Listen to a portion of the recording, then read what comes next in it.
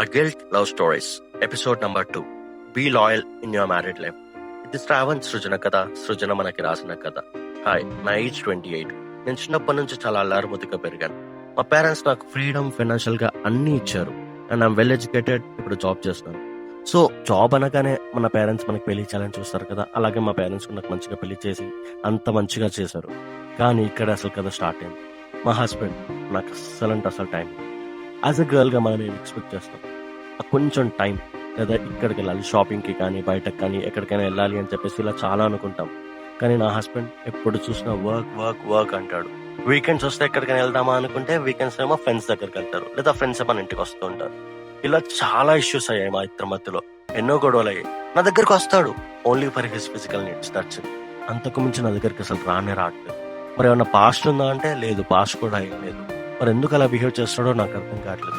ఒకవేళ పొరపాటున షాపింగ్కి వెళ్దామా, ఎక్కడికైనా వెళ్దామా అంటే వాళ్ళ పేరెంట్స్ కి కాల్ చేసి మమ్మీ ఇలా వెళ్దాం అనుకుంటున్నాను అని చెప్పేసి వాళ్ళ పర్మిషన్ తీసుకుంటాడు.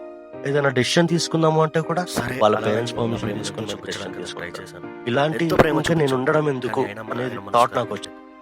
వాళ్ళ పేరెంట్స్ నన్ను ఎన్ని మాటలు అన్నారో నాకు తెలుసు. నన్ను పూజ కూడా చేయనిచ్చేవాళ్ళు కాదు, నాకు కన్సీ అవ్వలేదని చెప్పి నన్ను ఒక బయట మనిషిలా చూసేవారు. అదంతా భరిస్తూ కూడా ఇంకా అతని కోసం ఎదురు చూస్తూ ఉండేదాన్ని.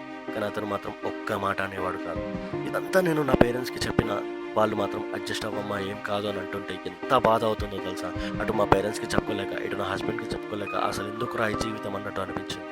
నిజంగా చెప్తున్నా, నేను ఎంత స్ట్రాంగ్ పర్సన్ ఇలా తయారైంది ఏంటి అన్న బాధ నాలో ఎక్కువైపోయింది.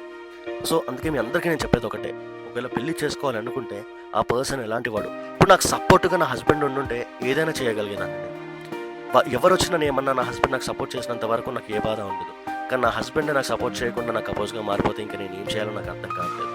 అందుకే ఎప్పుడైనా మీరు ఒక పార్ట్నర్ని ఎంచుకుంటున్నారంటే ఆ పార్ట్నర్ ఎలాంటి పర్సన్, అసలు ఏంటి, ఆ పార్ట్నర్ నేను మంచిగా చూసుకోగలడా, నేను లైఫ్ లాంగ్ హ్యాపీగా చూసుకోగలడా అని ఆలోచించి నెక్స్ట్ స్టెప్ తీసుకోండి. నిజంగా అతని బ్యాక్గ్రౌండ్ ఏంటి, అతని మెంటాలిటీ ఏంటి, ఎవ్రీథింగ్ ప్రతి ఒక్కటి మంచిగా తెలుసుకొని అప్పుడు మ్యారేజ్ లైఫ్లోకి దిగండి. అప్పటి వరకు I say no, that's it.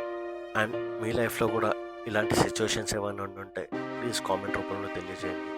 And ఇలాంటి మరిన్ని వీడియోస్ కోసం please like, share and subscribe to my channel and follow my insta page. Thank you. Have a great day. Bye.